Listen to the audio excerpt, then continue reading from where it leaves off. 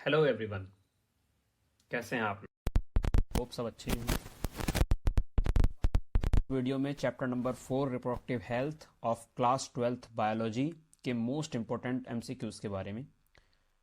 इसमें बात करेंगे हम कौन कौन से एमसीक्यूज़ ऐसे हैं जो पहले आए हैं और जिनके आने के चांस होते हैं। वो सारे एमसीक्यूज़ मैंने इसके अंदर रखे हैं जिससे हम वन बाय वन सॉल्व करते हुए जाएंगे और उससे रिलेटेड टॉपिक्स को भी हल्का फुल्का डिस्कस करेंगे। तो चलिए शुरू करते हैं अपनी वीडियो को।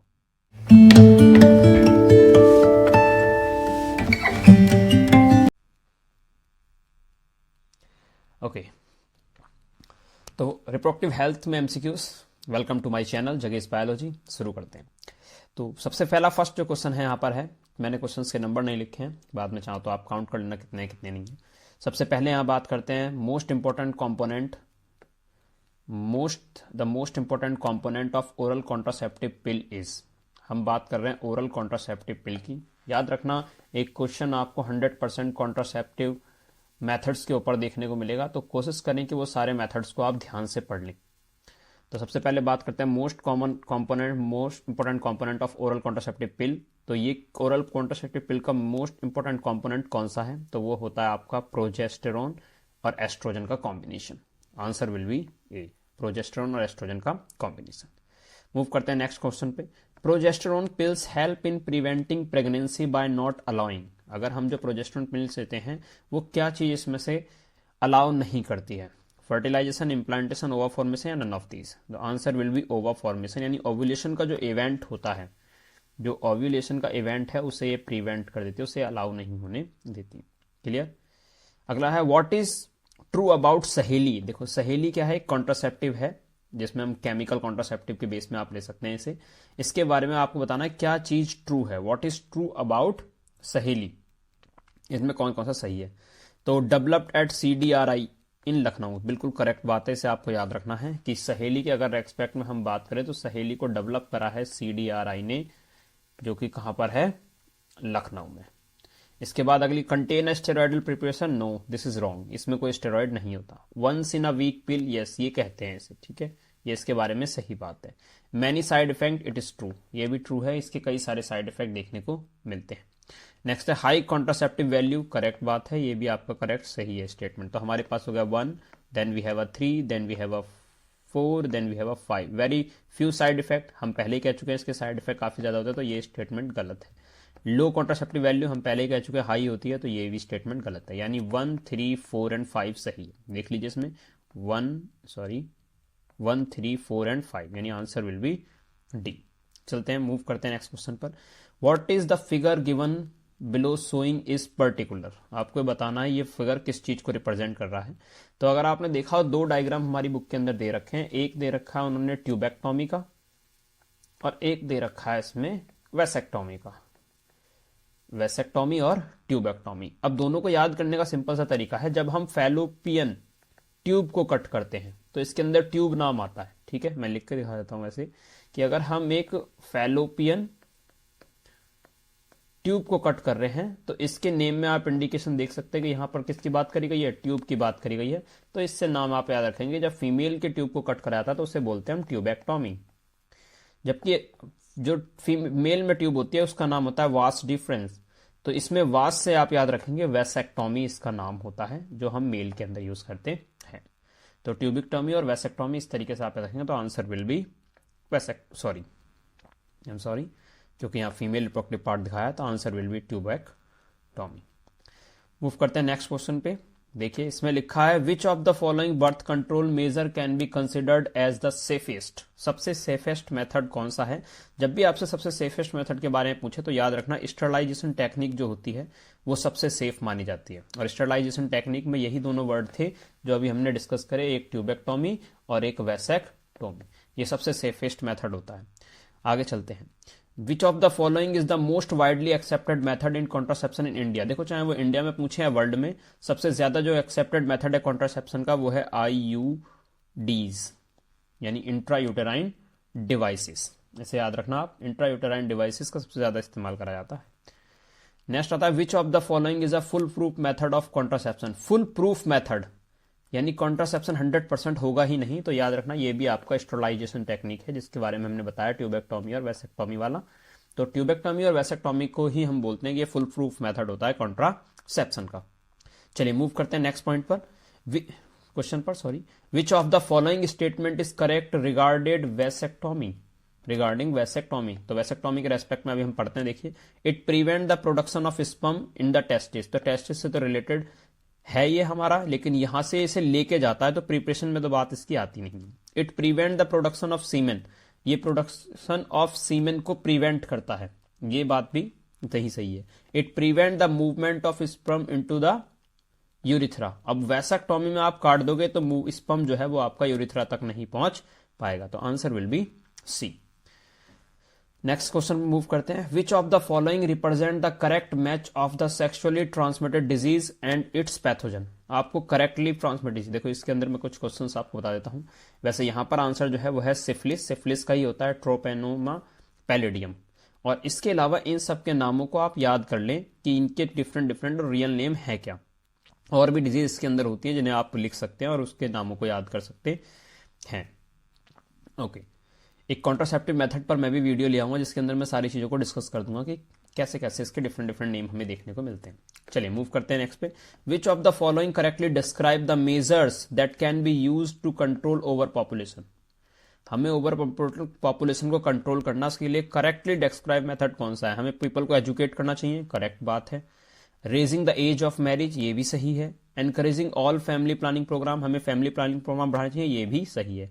Then the answer will be D, all of these. यानी इसके अंदर ये मैंने इसलिए लिखे हैं ताकि आपको ये तीनों पॉइंट याद हो जाए। कभी कभी ये पूछा जाता है कि एक क्वेश्चन आपसे 1 मार्क या 2 मार्क्स में पूछ लेता है जहां आपको लिखना पड़ता है, तो आप लिख सकते हैं कि ओवर पॉपुलेशन को कंट्रोल करने के जो वे हैं वो क्या है। सबसे पहला है एजुकेट करिए पीपल को, दूसरा क्या है एज मैरिज को रेज कर दीजिए, और तीसरा क्या है कि एनकरेज करना चाहिए फैमिली प्लानिंग को। कि फैमिली प्लानिंग में जैसे आप पढ़ते हो हम दो हमारे दो, इस तरह का कॉन्सेप्ट था, हम दो हमारे दो, तो इस तरह की कंडीशन है। या फिर आप कॉन्ट्रासेप्शन के बारे में नॉलेज दीजिए ताकि वो यूज कर सके उसका।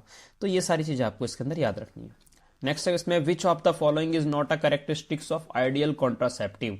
याद रखते हैं कई बार इसमें आइडियल कॉन्ट्रासेप्टिव का क्वेश्चन पूछते हैं, तो इसमें आपको पॉइंट याद रखें कौन सा आइडियल कॉन्ट्रासेप्टिव है। यानी वो कह रहा है कि एक ऐसा आपको कॉन्ट्रासेप्टिव बताना है जो यूजर फ्रेंडली हो। मतलब क्या क्या पॉइंट होते हैं उसके, जैसे कि हमने कहा ये यूजर फ्रेंडली होना चाहिए, रिवर्सिबल होना चाहिए, वो ये गलत है। इसमें यहां पर आंसर होना चाहिए कि रिवर्सिबल होना चाहिए था, जबकि इन्होंने इरिवर्सिबल लिखा है, तो नॉट पूछा था उन्होंने, यानी आंसर विल बी बी। बाकी बिल्कुल सही है। यूजर फ्रेंडली होना चाहिए, इजिली अवेलेबल होना चाहिए, लेस साइड इफेक्ट होना चाहिए, लेस एक्सपेंसिव होना चाहिए, ठीक है। और इसमें और क्या लिख सकते हैं, लेस एक्सपेंसिव होना चाहिए। अगर हमें 5 पॉइंट लिखने तो 1 पॉइंट और हम ये लिख सकते हैं कि do not interfere into the coitus. यानी जब यहां पर सेक्सुअल रिप्रोडक्शन होता है, जो सेक्स प्लेजर वाली कंडीशन होती है, उस कंडीशन में इंटरफेयर ना करें। Okay, which of the following is correctly regarding HIV, hepatitis B, gonorrhoea and trichomoniasis. तो ये चारों कंडीशन में आपको बताना है कौन। देखो, trichomoniasis is an STD where others are not, गलत स्टेटमेंट है। ट्राइकोमोनियसिस तो STD है, ये भी सारी STD डिजीज है। Gonorrhoea is a viral disease whether other are bacterial, मतलब वायरल डिजीज, जबकि ये गलत है। सिफिलिस और गोनोरिया दो नाम आप याद रखेंगे, एक होता है सिफिलिस और एक होता है गोनोरिया। तो गोनोरिया और सिफिलिस जो ये दोनों हैं, ये दोनों के दोनों आपकी बैक्टीरियल डिजीज हैं, बैक्टीरियल डिजीज हैं, वायरल नहीं है। वायरस के अंदर अगर हम बात करते हैं तो हेपेटाइटिस बी, जेनाइटल हर्प्स, इसके अलावा एड्स, इसके अलावा वार्ट्स, ठीक है। तो ये आप सिस्टिक फिब्रोसिस, तो ये सारी जो डिजीज थी वो सारी क्या थी, वायरल डिजीज थी। तो यहां हमें देखना कौन थे। HIV is a pathogen where other are disease, ये बिल्कुल सही कहा है। HIV के रेस्पेक्ट में बात करें तो यहां पे खाली HIV दिया है, HIV एड्स नहीं लिखा है। अगर HIV एड्स लिखा होता तो डिजीज होती, खाली HIV मतलब ये एक पैथोजन है और अदर्स जो है वो आपकी क्या है, डिजीज है। ये डिजीज है, ये डिजीज है, ये डिजीज है। यहां अगर HIV के साथ वो एड्स लिख देता तो ये भी आपकी डिजीज हो जाती। अभी ये सिर्फ एक पैथोजन है जिसका नाम होता है human immuno virus. HIV stand for human immuno virus. Clear? Okay, move करते हैं। विच one of the following group include sexually transmitted disease caused by the bacteria only. आपको बताना है जो खाली बैक्टीरिया से होती हो ऐसी कौन सी डिजीज। तो दो मैंने अभी नाम पहले ही बताए थे आपको, एक बताया था गोनोरिया और एक बताया था सिफिलिस। इसमें आपको देखो यहाँ पर सिफिलिस ये रहा, गोनोरिया ये रहा। अब सिफिलिस और गोनोरिया इसके अंदर भी है, लेकिन यहाँ पर है स्कैबीज और यहाँ पर है कैंक्रोइड, ठीक है। तो आप याद रखेंगे हमें सिर्फ बैक्टीरिया रिलेटेड बतानी है तो उसमें कैंक्रोइड आप ऐड कर देंगे। या 8 ऑफ द एनसीईआरटी है, बाहर से है, तो इसे आप याद रखें। कैंक्रोइड जो है ये भी एक आपकी क्या है, ये तीनों जो है आपकी बैक्टीरियल डिजीज है, बैक्टीरियल डिजीज है।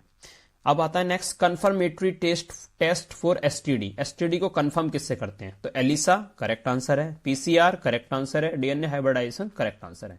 तीनों टेक्निक आपकी यूज करी जाती हैं, आप याद रखेंगे to confirm the STD. STD को पता लगाने के लिए answer will be all of these. Okay, next question पर मूव करते हैं। Hepatitis B is transmitted through, कैसे ट्रांसमिटेड होता है? तो आप याद रखेंगे इसमें अगर हम कहें तो ये ब्लड ट्रांसफ्यूजन के थ्रू भी हो सकता है, इंटीमेट फिजिकल कॉन्टैक्ट और sexual contact. All of these answer आएगा इसका, क्या आएगा? All of these. Next question है the common means of transmission of AIDS का कॉमन मीन्स ऑफ ट्रांसमिशन क्या है? तो सबसे ज्यादा ये कॉमनली अगर हम कहें तो कॉमन मीन में ही देखो सेक्सुअल इंटरकोर्स करेक्ट आंसर है इसका, सेक्सुअल से हो जाता है। ब्लड ट्रांसफ्यूजन अगर गलत आदमी से किसी को छुड़ा देंगे तो बिल्कुल हो जाएगा। Placental transfer from mother to, ये आपको याद रखना है, प्लेसेंटल में मदर टू चाइल्ड या फिर जो फीटस है जिसे आप जो भी बोलते हैं, चाइल्ड बोल रहे हैं हम, तो मदर टू चाइल्ड को ये हो जाता है, तो ये आपका प्लेसेंटल ट्रांसफर में आता है। तो इसलिए यहां पर ये तीनों मेथड्स हैं, it means answer will be all of these, यानी ये सारे सारे आपके means of transmission of AIDS हैं। मूव करते हैं नेक्स्ट क्वेश्चन पर।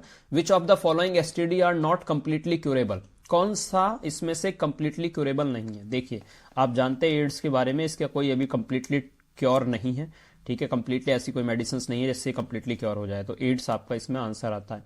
अब इसमें और भी देखना है, जैसे सिफिलिस की बात करें, हमें एड्स तो लेना ही लेना है, तो इन दोनों को तो हम वैसे ही क्रॉस कर देंगे, ये तो आंसर होंगे।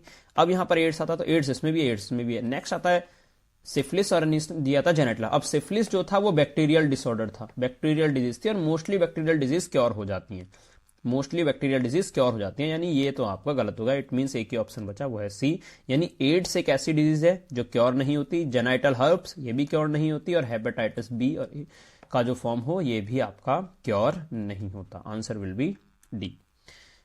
ओके, नेक्स्ट है world AIDS day is celebrated, कब मनाया जाता है? तो ये आपका 1 दिसंबर को मनाया जाता है, एवरी ईयर 1 दिसंबर को हम इसे सेलिब्रेट करते हैं। Test tube baby programme employ which one of the following technique. अच्छा, test tube baby programme employ which one of the following technique, कौन से टेक्निक को एम्प्लॉय करता है? तो आंसर विल बी जिफ्ट। क्या आंसर रहेगा? जिफ्ट।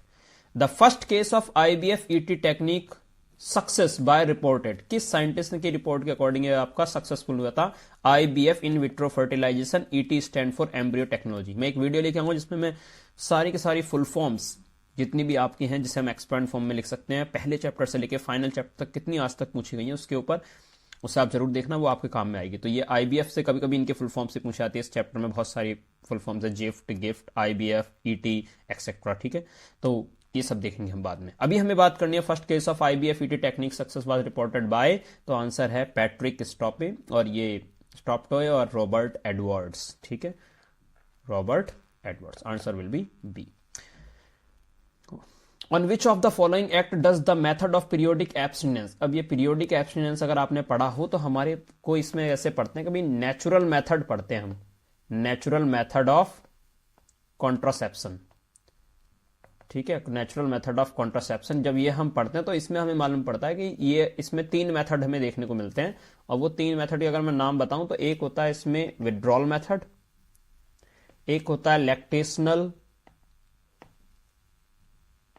एमोनेरिया, और एक होता है पीरियोडिक एब्स्टिनेंस, पीरियोडिक एब्स्टिनेंस, और यहां यही दे रखा है, यानी नेचुरल मेथड के बारे में। अब उसने कहा है, क्या कहा है, क्वेश्चन पढ़ते हैं, देखें। On which of the following fact does the method of periodic abstinence is based, किस पर बेस्ड है? तो पीरियोडिक एब्स्टिनेंस किस पर बेस्ड होता है? तो पीरियोडिक एब्स्टिनेंस में हमें पीरियड की एक टाइमिंग का पता होना चाहिए कि किस टाइम पर क्या क्या होता है, अगर उसकी नॉलेज हमें है तभी हम इस मेथड को अप्लाई कर सकते हैं। तो ovulation occurs about 14th day of menstruation, ये बात हमने मेंस्ट्रुएशन साइकिल के अंदर पढ़ी है, ठीक है, जिसके अंदर पूरा इवेंट होता है, हमारी बुक में एक चार्ट दे रखा है ग्राफ टाइप का, और उसमें पूरा पूरा एक्सप्लेन कर रखा है, और वो बहुत ही इंपॉर्टेंट भी है, तो याद रखना। उसके ऊपर भी मैं एक वीडियो लेके आऊंगा जल्दी ही, जिसके अंदर आपको पूरा कॉन्सेप्ट समझाऊंगा कि उसे किस तरीके से हम बोर्ड के अंदर लिख सकते हैं। चलिए, ovum remain alive for about 1 to 2 days, correct है, ये स्टेटमेंट करेक्ट है। स्पर्म सर्वाइव्स अबाउट 3 days, ये स्टेटमेंट भी करेक्ट है, यानी ऑल ऑफ दीज इसमें आंसर रहेगा पीरियोडिक एब्स्टिनेंस को पता करने के लिए, ठीक है। नेक्स्ट है which of the following is a non medicated intrauterine device. Okay, non medicated, देखिए इंट्रायूटेराइन डिवाइस के बारे में मैं कुछ बातें बताता हूं आपको। इंट्रायूटेराइन डिवाइसेस अगर आप पढ़ते हैं तो ये 3 फॉर्म के अंदर बटा हुआ है। एक होते हैं आपके नॉन मेडिकेटेड, उसके बाद एक होता है आपका हार्मोन बेस्ड, और एक होता है इसके अंदर कॉपर रिलीजिंग। तो इस तरीके से 3 होते हैं। अब नॉन मेडिकेटेड के अंदर जो आता है आप याद रखेंगे उसका नाम है लिप्स लूप। हार्मोन रिलीजिंग में आता है LNG-20 एंड प्रोजेस्टेजर्ट। और इसके अंदर आता है copper T, CUT, CU7, copper 7, और एक होता है मल्टी लोड 375। तो इसे आप याद रखेंगे। आंसर यहां पर है कौन सा नॉन मेडिकेटेड है, answer will be Lippes loop. I hope आपने लिख लिया होगा कहीं पर। Which statement are correct regarding MTP, MT के रिगार्डिंग कौन सा सही है। MTP are safe during first trimester, ये बात याद रखनी है आपको कि MTP सिर्फ फर्स्ट ट्राइमेस्टर तक ही सेफ रहता है, तो ये बात करेक्ट है। MTP are used as contraceptive method, नहीं, ये कॉन्ट्रासेप्टिव मेथड के लिए यूज नहीं करा जाता। MTP आर ऑलवेज सर्जिकल, नहीं, ऐसा जरूरी नहीं है कि सर्जरी हो। आपने सुना होगा कि कुछ मेडिसिन भी आती हैं जिस मेडिसिन की वजह से हम बच्चे को कम एज के अंदर, बच्चा तो नहीं कहेंगे, मतलब अगर हम कहूँ कि बेबी जो है जो फीटस के स्टेज पर होता है उसे हम बॉडी से रिमूव कर देते हैं, यानी बेसिकली एक टाइप का एबॉर्शन हो गया वो, जिसमें हम केमिकल मेथड का अप्लाई करते हैं। तो यहाँ ऐसा नहीं है कि ऑलवेज सर्जिकल होते हैं, तो ये स्टेटमेंट गलत है, ये स्टेटमेंट गलत है। MTP रिक्वायर असिस्टेंट, हाँ ये सही है कि एक क्वालिफाइड मेडिकल प्रोफेशनल से ही MTP करानी चाहिए और वही सेफ रहती है मदर के लिए स्पेसिफिकली। ओके, तो answer will be 1 and 4, and 1 and 4 we have C option. Okay, next है increase IMR and decreased MMR in a population will be. देखो फिर यहाँ पर फुल फॉर्म्स आ गई हैं, मैंने कहा था इसके ऊपर मैं आपको एक वीडियो बना के दूंगा जिसमें आप याद रखेंगे। तो ये मदर मोर्टेलिटी रेट और ये इन्फेंट मोर्टेलिटी रेट ऐसे है। कॉज, अब इसमें बोला है उसने कि ये इंक्रीज हो रहा है या डिक्रीज हो रहा है, पॉपुलेशन विल बी, क्या क्या इफेक्ट पड़ेगा। तो देखो, cause rapid increase in growth rate, सही बात है। Result in decline in growth rate, सही बात है। Not cause significant change in growth rate, ये भी सही बात है। रिजल्ट इन एक्सप्लोसिव पॉपुलेशन, ये भी सही बात है। अब आपको ये करना कि इसमें से बेस्ट निकालना है कि क्या होता। तो देखो, ग्रोथ रेट को एकदम इंक्रीज और एकदम डिक्लाइन नहीं करता, यानी सिग्निफिकेंटली ज्यादा चेंज देखने को नहीं मिलता। तो आंसर आपका रहेगा C, not cause significant change in the growth rate. Intensely lactating mother do not generally conceive due to, देखो जनरली यहां पर एक लैक्टेटिंग मदर होता है, जैसे मैं लैक्टेशनल एमोनोरिया बता रहा था अभी एक मेथड। तो जो लैक्टेटिंग मदर है, यानी जो मदर अपने बेबी को मिल्क पिला रही है, उस कंडीशन में वो कंसीव नहीं कर पाती, उसकी वजह क्या है। तो वजह होता है कि उनके जो गोनेडोट्रोपिन होते हैं वो सप्रेस हो जाते हैं। आंसर याद रखना, सप्रेशन ऑफ गोनेडोट्रोपिन। किसकी बात कर रहे हैं, जैसे मैं कह रहा हूँ किसी मदर है, उसका बेबी हो गया और अब वो अपने बेबी को मिल्क पिला रही है, जैसे हम लैक्टेशनल एमोनोरिया एक कंडीशन होती है जिसमें 1 to 6 मंथ, माह तक, यानी मंथ तक आपका क्या होता है, बच्चे को जब दूध पिलाया जाता है, तो उस टाइम पीरियड के अंदर आपका क्या होता है कि जनरली जो फीमेल्स होती हैं वो कंसीव नहीं करती। तो उसकी वजह एक ये है, suppression of gonadotropin. Clear, answer will be A. Which of the following STDs are caused by bacteria, मैंने अभी बताई नहीं इनके बारे में कि आपको बैक्टीरिया से कौन कौन हो सकते हैं। मैंने वहां नाम बताया था, सिफिलिस, गोनोरिया, ये STD से थी। एक और हमने क्रोंकोइल्ड करके नाम जो ऊपर पढ़ा था, आप बैक करके वीडियो देख सकते हैं उसका नाम और लिख सकते हैं कहीं पर। तो एक बेटर तरीका ये रहता है कि आपको जितने भी बैरियर मेथड है उसका एक पेज पर चार्ट सा बनाइए और उस चार्ट को अपने सामने अपने पास कहीं पर लगा लीजिए जहां आप पढ़ते हो, उसे डेली देखिए तो आपको डेफिनेटली वो याद हो जाएंगे। अगला है which of the following STD are caused by bacteria, ये तो मैंने बता ही दिया आपको, सिफिलिस और गोनोरिया इसका आंसर रहेगा। क्लियर, सिफिलिस और गोनोरिया इसका आंसर रहेगा। नेक्स्ट क्वेश्चन है which of the following is example of hormone releasing IUD, hormone releasing IUD, कौन से हार्मोन रिलीजिंग, अभी मैंने बताया था थोड़ी देर पहले कि हार्मोन रिलीजिंग में 2 आते हैं, LNG-20 और प्रोजेस्टेजर्ट। तो answer will be B. I hope आपको ये सब समझ में आ रहा होगा। अगर वीडियो अच्छी लगे तो लाइक करना ना भूलें और सब्सक्राइब भी करें। नेक्स्ट क्वेश्चन है emergency contraceptive are effective it used within, तो 72 आवर्स यानी 72 घंटे हमारे जब हमने कोइटस कराए, अनप्रोटेक्टेड जब सेक्स करते हैं तो उस अनप्रोटेक्टेड सेक्स के 72 घंटे के अंदर अगर हम ये कॉन्ट्रासेप्टिव ले ले तो वो इफेक्टिव होती है। इसमें भी ऐसा टाइम पीरियड होता है 72 घंटे, जितना जल्दी लेंगे उतना जल्दी इफेक्टिव होगी, जितना लेट होते रहेंगे उतने ही ज्यादा चांस हो जाते हैं इसके फेल होने के। Okay, IUD is release copper ions, IUD release copper ions, आपको बताना ये करता क्या है। तो मैंने भी बताया था कॉपर रिलीजिंग IUDs होती है, जिसमें मैंने नाम बताया कॉपर 7, CUT, मल्टीलोड 375, मल्टीलोड 375। तो ये सारे के सारे क्या करते हैं, ये स्पर्म की जो मोटिलिटी होती है उसे सप्रेस कर देते हैं। ये मोटिलिटी लिखा है, ये रॉन्ग है, यहाँ पर आएगा मोटिलिटी, ठीक है, यानी मूवमेंट के रिगार्डिंग बात आएगी। तो ये उसे सप्रेस कर देते हैं, जितने भी आयोडीज ऐसे होते हैं कॉपर आयन। तो answer will be B. From the sexually transmitted disease mentioned below, identify one which does not specifically affect the sex organ. कौन सी ऐसी डिजीज है सेक्स ऑर्गन को अफेक्ट नहीं करती? देखो, सिफिलिस के अंदर सेक्स ऑर्गन अफेक्ट होते हैं, एड्स के अंदर सेक्स ऑर्गन अफेक्ट नहीं होते। ये बॉडी के अंदर जाता है, वायरस है, इन्फेक्ट करता है बॉडी के अंदर, ना कि सेक्स ऑर्गन को। तो ये आपका आंसर होगा कि ये अफेक्ट नहीं करता, बाकी ये सारे अफेक्ट करते हैं। Which of the following is और are barrier method of contraception? कौन सा बैरियर मेथड है, आपको ये बताना। देखो, पीरियोडिक एब्स्टिनेंस मैंने बताया था अभी आपको, ये एक नेचुरल मेथड है। लैक्टेशनल एमनोरिया ये भी बताया मैंने, एक नेचुरल मेथड है। विड्रॉल मेथड ये भी मैंने बताया कि ये भी आपका एक नेचुरल मेथड है। Answer will be none of these. तो आप पूछोगे है कौन सा, तो आप याद रखें मेथड्स के अंदर अगर हम पढ़ते हैं तो बैरियर मेथड में ऐसे कॉन्डोम, ये आपका आंसर होता है, ये बैरियर मेथड के अंदर आता है। इसके अलावा डायाफ्राम जो होता है ये भी आपको यूज करते हैं। ओके, लैक्टेशनल एमनोरिया फिर वही नेचुरल मेथड, बहुत ज्यादा आता है नेचुरल मेथड के ऊपर, तो इसे अच्छी तरीके से पढ़ लें आप, लिखना भी सीख लें इसे। लैक्टेशनल एमनोरिया मींस, इसका मीनिंग क्या होता है? Absence of menstruation during pregnancy, absence of menstruation during pregnancy, ये लैक्टेशनल एमनोरिया में। लैक्टेशन मतलब लैक्ट मतलब मैंने बताया था, लैक्टेशन मतलब मिल्क फीड कराना बेबी को, यानी ये प्रेगनेंसी के बाद की बात है, तो वो कंडीशन हमें देखनी है। Excessive bleeding during menstruation, no production and secretion of milk, ये absence of menstruation during lactation, ये आंसर इसका सही है, answer number B. Amniocentesis is a process, कैसा प्रोसेस है एक अमीनोसिंथेसिस, आपको बताना है। Grow of cells in cultural medium, गलत। Determine any heredity disease in the embryo, correct. Amniocentesis basically यही होता है कि हम क्या करते हैं, किसी जेनेटिक डिजीज को डिटरमाइन करने के लिए हम उसका इस्तेमाल करते हैं अमीनोसिंथेसिस का, जिसमें हम एमनियोटिक फ्लूइड को लेते हैं और उसके बाद फिर उसका टेस्ट करते हैं। तो यहां पर इसका बस ये है कि इसमें रिगार्डिंग एक और क्वेश्चन पूछा जाता है कि इसका मिसयूज कैसे हो रहा है। तो इससे क्या होता है कि इस एमनियोटिक फ्लूइड से निकाल के हम क्रोमोसोम पैटर्न पता करके बच्चे का जो सेक्स है, यानी बेबी का जो सेक्स है वो पता लगा लिया जाता है, जिसकी वजह से फीमेल फर्टिसाइड वाली कंडीशन होती है कि फीमेल का सेक्स पता करके उसे मार दिया जा रहा था। आई होप आपके बात समझ में आ गई होगी। असिस्टेड रिप्रोडक्टिव टेक्नोलॉजी इन्वॉल्व, इसमें याद रखेंगे आप जाइगोट को ट्रांसफर कराता है into the fallopian tube. Answer will be B. Which of the following method of contraception is most widely used, इसके बेस पर आपको ये बताना है। थोड़ी देर पहले मैंने इसको डिस्कस भी करा था।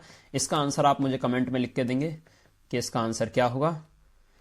बस इतना ही थे ये कुछ most important question. Thanks for watching, do not forget to subscribe my channel for upcoming videos. तब तक के लिए कीप ट्रैकिंग, स्टे ट्यून। जय हिंद।